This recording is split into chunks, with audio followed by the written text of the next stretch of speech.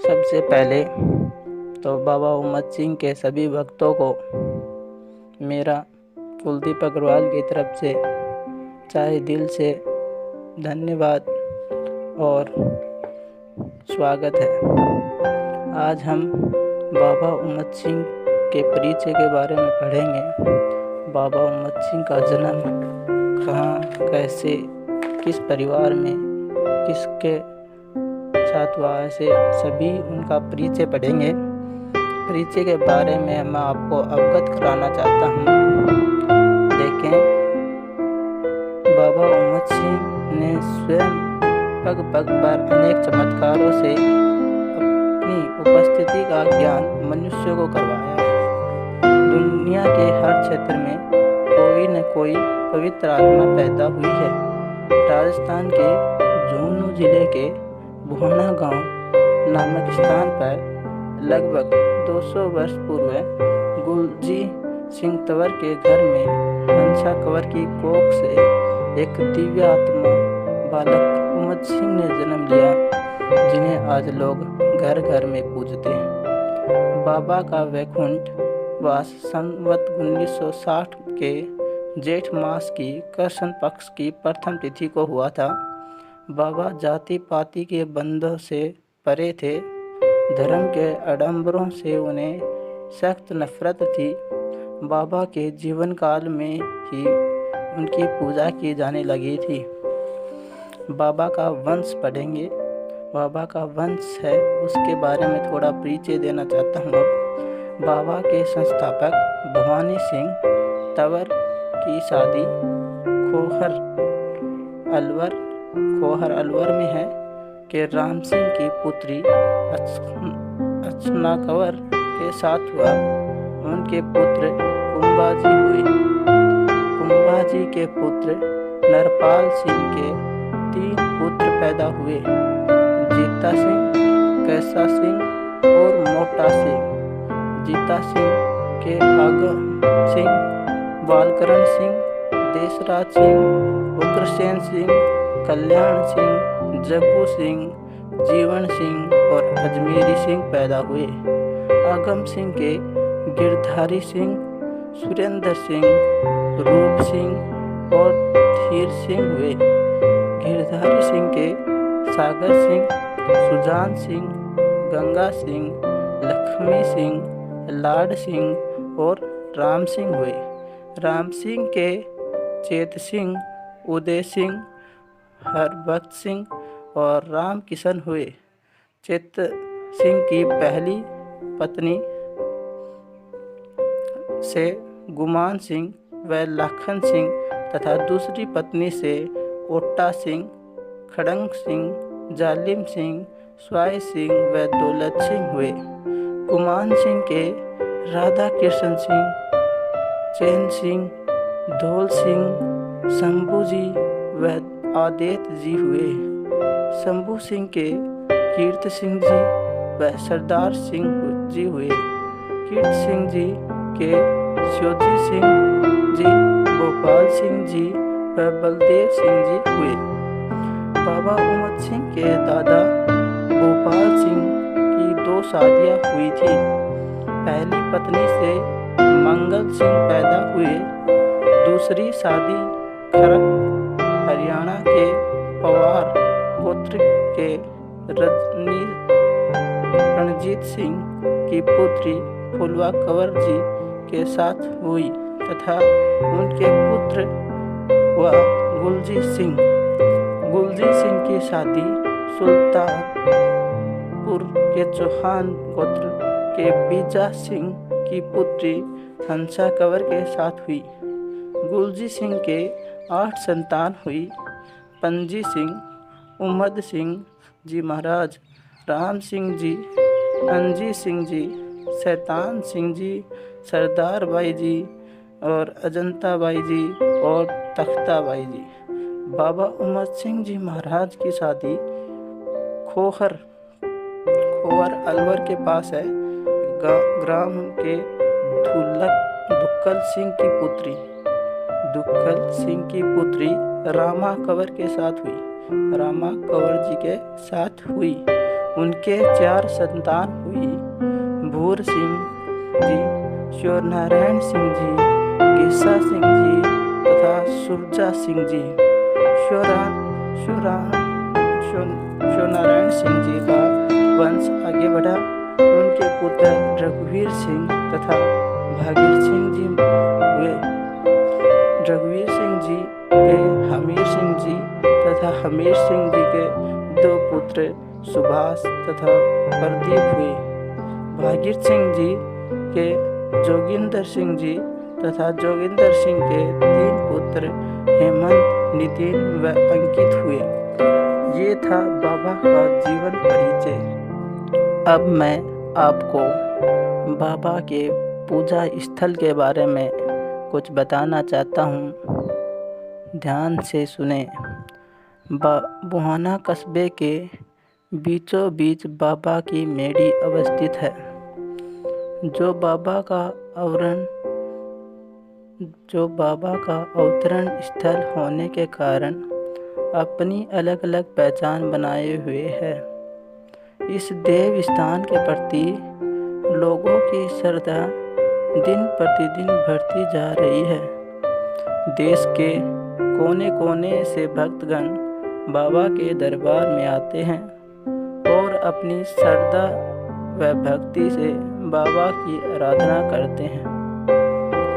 यह भक्तों की श्रद्धा व विश्वास का ही फल है कि उनकी सभी मनोकामनाएं बाबा के दरबार में अवश्य पूरी होती हैं। प्रथम तो बाबा की मेड़ी के दर्शन से ही श्रद्धालुओं के सारे आंतरिक क्लेश स्वतः ही नष्ट हो जाते हैं एवं जो दिव्यानुभूति होती है उससे जीवन में नई शक्ति का संचार होता है। यह सब स्वयं अनुभव करके ही जाना जा सकता है। बाबा के दरबार में सच्चे मन से की गई कोई भी प्रार्थना निसफल नहीं होती।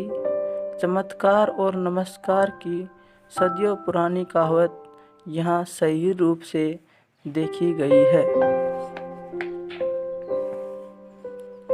यही कारण है कि बाबा के भक्तों की श्रद्धा निरंतर बढ़ती जा रही है। मंदिर में कोई भी आडंबर नहीं है, कोई दिखावा नहीं है। यहाँ हर व्यक्ति समान है, यानी सभी बाबा के दरबार के सेवक हैं। बाबा की छितरी के मुख्य द्वार से प्रवेश करते ही मनोहारी आवरण से मन में एक दिव्य आनंद की अनुभूति होती है। मेड़ी और छितरी इस प्रकार बनी है कि सूर्य उदय की प्रथम किरण भी बाबा की चरण वंदना करती प्रतीत होती है।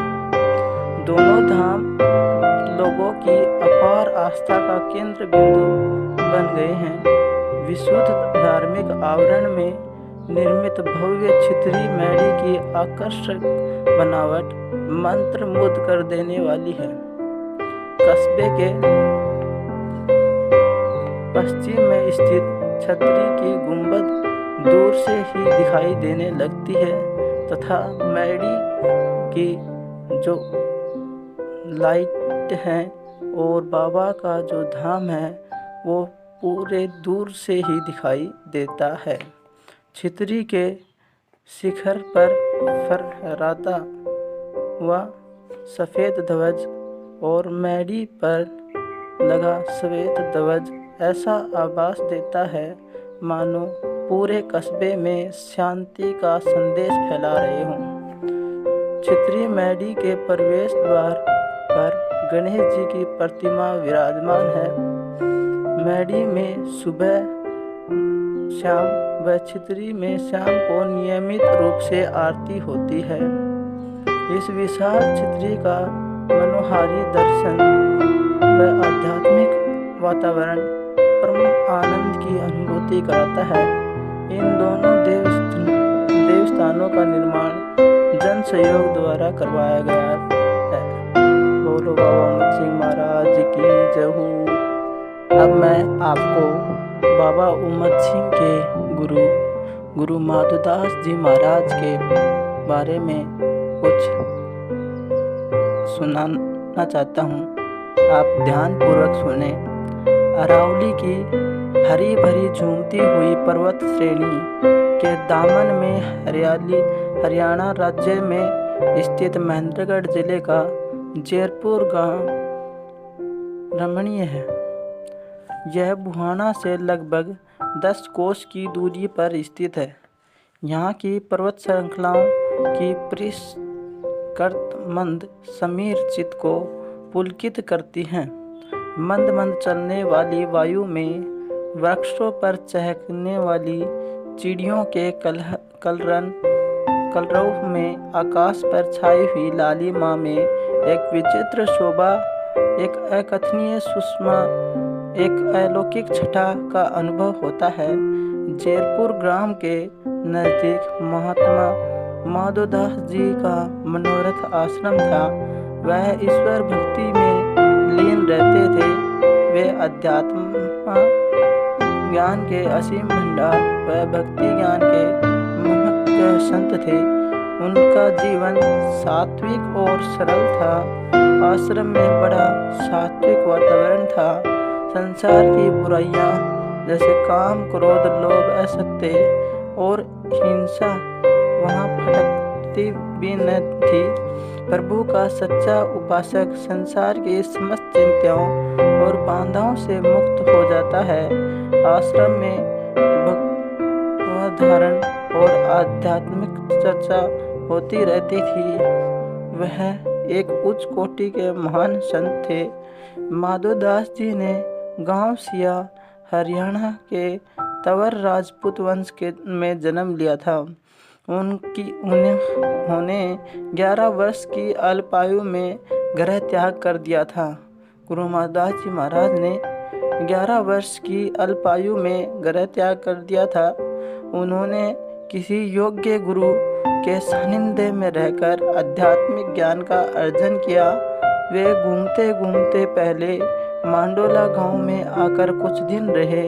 उसके बाद जयपुर गांव में एक सेठ के आग्रह पर उनके किसी मांगलिक कार्यक्रम में भोजन के लिए जयपुर पहुंच गए। वहां पर उन्होंने एक शिव मंदिर देखा जो उनके मन को भा गया और वे वहीं पर रुक गए। सेठ ने अपने घर पर भोजन के लिए चलने के लिए आग्रह किया, पर बाबा ने कहा, अब मैं यहीं रहूँगा, मेरे लिए भोजन यहीं भिजवा दो। सेठ ने उनकी आज्ञा अनुसार वहीं पर ही भोजन की व्यवस्था करवा दी। उस दिन के बाद उस सेठ ने काफ़ी वर्षों तक लगातार बाबा के आश्रम में भोजन की व्यवस्था की। एक बार पैरों से लाचार एक सेठ भिवानी से आया और विनती करने लगा कि बाबा मेरे पैर ठीक कर दो। बाबा ने काफ़ी समझाने की कोशिश की पर सब बेकार था। वह सेठ बाबा के पैर पकड़कर बैठ गया और कहने लगा कि बिना पैर के नहीं जाऊंगा। अंत में बाबा ने कहा, चल तू खड़ा हो जा, हम बैठ जाते हैं, हमें अब कहाँ घूमना फिरना है। सेठ के पैर में जान आ गई। वह चलने लगा था, लेकिन उस दिन के बाबा खड़े न हो सके।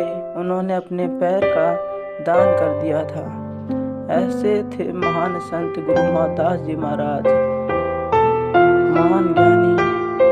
आगे ऐसी ही एक और चर्चा करता हूँ मैं माधोदास जी महाराज के बारे में। एक और घटना की चर्चा कर रहा हूँ। एक बार पाली महेंद्रगढ़ के राजपूत श्री राम सिंह ने तीर्थ यात्रा पर जाने का विचार किया। उन्होंने अपने साथियों को यात्रा के लिए तैयार किया। वे 4 धाम की यात्रा करना चाहते थे।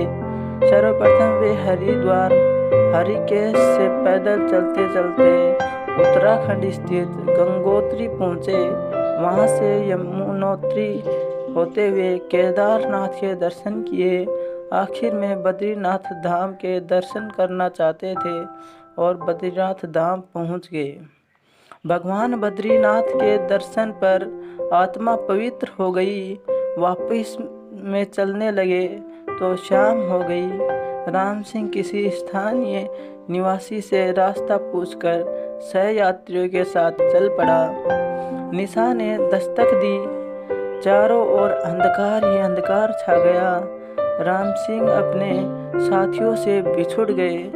वह रास्ते में भटक गया। चलते चलते उसे एक दिशा में वृक्षों के बीच एक दिव्य ज्योति दिखाई दी। वह उस प्रकाश की दिशा में बढ़ने लगे।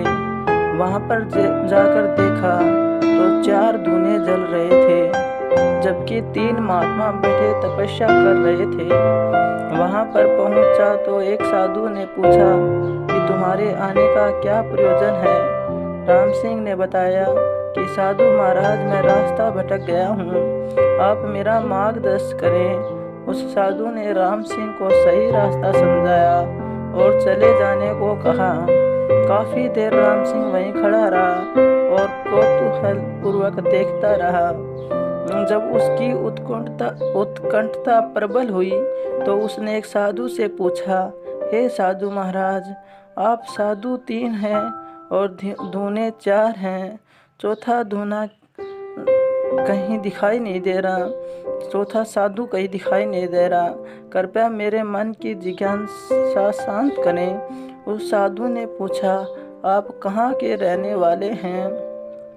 राम सिंह ने बड़े सहजता से जवाब दिया, मैं हरियाणा के नारनौल जिले, वर्तमान में महेंद्रगढ़ के पाली गांव का रहने वाला हूँ। यह सुनकर वह साधु बड़ा प्रसन्न हुआ और कहा कि यह चौथा धुना परम पूज्य संत माधोदास जी महाराज का है। वे अपने पुराने आश्रम जयपुर गए हुए हैं। राम सिंह ने कहा कि मैं संत माधोदास जी महाराज को जानता हूँ, उनके आश्रम के नज़दीक मेरा गांव है। साधु के मुख पर एक अजीब सी आभा दिखाई देने लगी। उसने राम सिंह से पूछा, आप अपने घर कब प्रस्थान करेंगे। राम सिंह ने कहा, यहाँ से सीधे गांव जा रहा हूँ महाराज। उस साधु ने पूछा, हमारा एक काम कर दोगे। राम सिंह ने कहा, मुझे बहुत प्रशंसा होगी यदि मैं आपके किसी काम आ सकूं। साधु ने एक पत्थर का टुकड़ा उठाया और उस पर कुछ लिखकर राम सिंह को दिया और कहा कि यह माधोदास जी को दे देना। वह पत्थर का टुकड़ा लेकर राम सिंह वहां से चल पड़ा। उस पत्थर पर लिखी हुई लिपि उसकी समझ से परे थी। गांव में आकर वह एक महाजन के पास गया तथा उस पत्थर पर लिखी हुई लिपि के बारे में पूछा। महाजन को भी वह लिपि समझ न आई।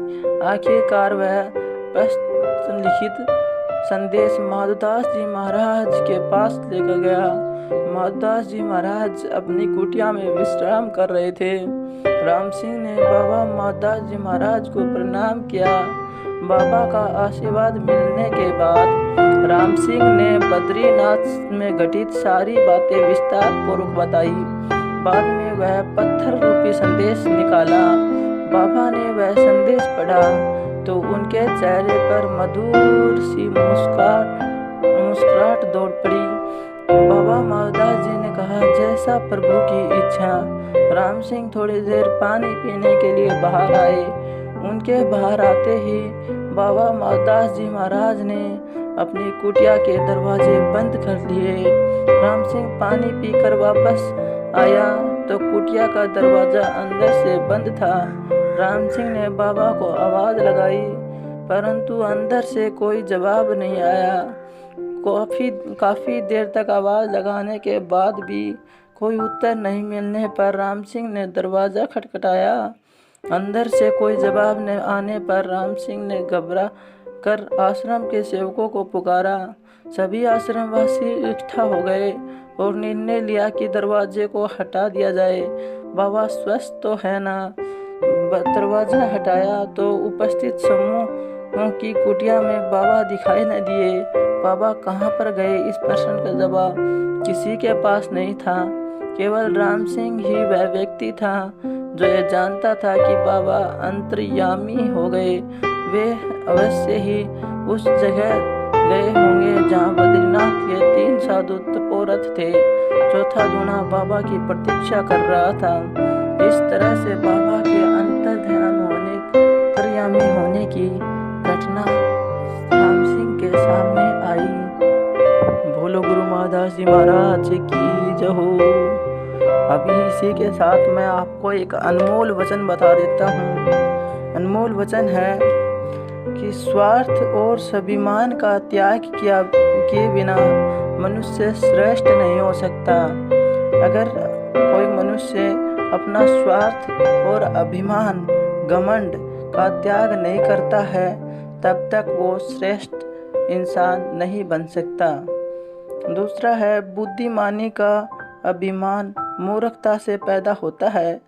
तीसरा है पुत्र और शिष्य को अपने से श्रेष्ठ बनाने का विधान तो है परंतु अपना गुलाम बनाने का विधान नहीं है।